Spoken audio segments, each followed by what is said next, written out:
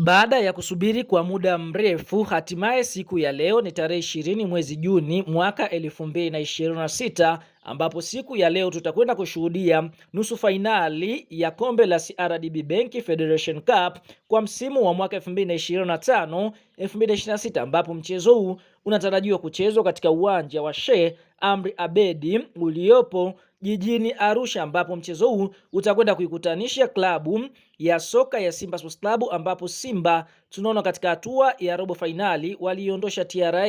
wakienda kukutana na Coastal ambao wao waliondosha klabu ya soka ya Singida Black Stars. Kwa hiyo tunaona mchezo huu kwa mujibu wa ratiba iliyopangwa na bodi ya ligi kuu Tanzania bara,